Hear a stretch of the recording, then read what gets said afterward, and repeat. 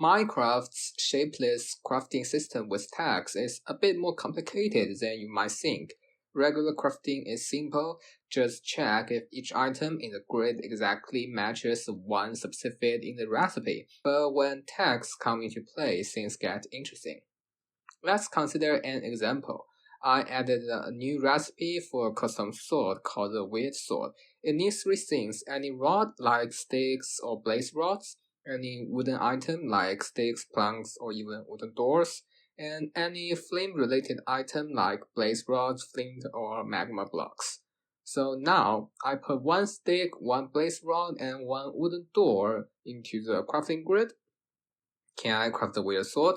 This seems simple enough to us. The stick counts as a rod, the blaze rod counts as a flame item, and the wooden door counts as a wooden item.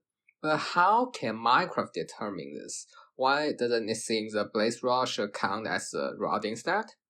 Someone might suggest we could just brute force every possibility, but with a recipe with 9 items, that will require checking 9 factorial combinations, about 262,000 possibilities. That's not practical. So instead, we need a better method, flow graphs. Actually, it's a problem called the Maximum Bipartite Matching problem. Let me explain it simply. If you want a more mathematical explanation, check out the resources links in the description. A graph is made up of nodes connected by edges. A bipartite graph has 2 sides, a left side and a right side, and every edge connects to a node on the left to a node on the right, no edges within the same side. A matching means pairing a left side node with a right side node using an edge. The rule is simple. Each node can only be matched to at most one other node.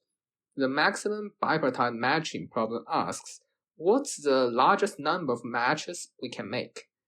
Now, do you see the connection to the crafting problem? The left side represents the item we provide, and the right side represents the item required by the recipe.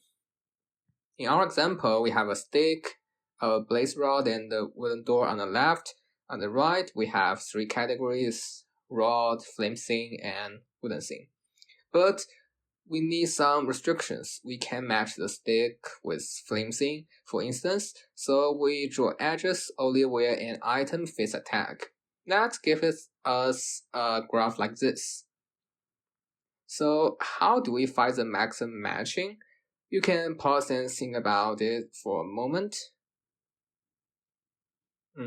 Here's an idea. Think of flow. Imagine 1 ton of water per minute flows into each node on the left.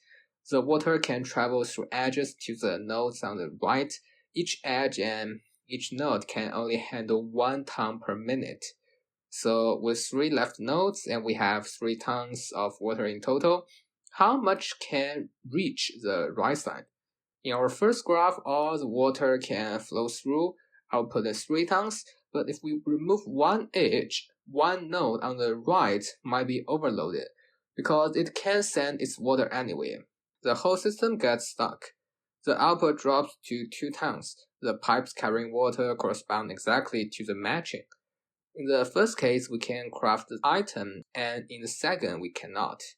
But how do we decide which pipes the water flows through?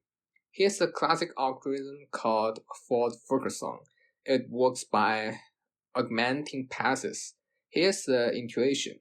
Start from the left node and try to find a path to the right side. Mark that path as occupied. But if this choice later blocks other connections, we need a way to undo it. So the algorithm does something clever. It adds a reverse edge for every occupied pipe. Then when we try to match another left node, we can use these reverse edges to reassign previous matches if it leads to a better overall matching. If we can find a path for every left node to a unique right node, all the water flows and the recipe is valid.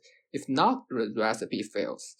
The method ensures that we find the maximum matching efficiently.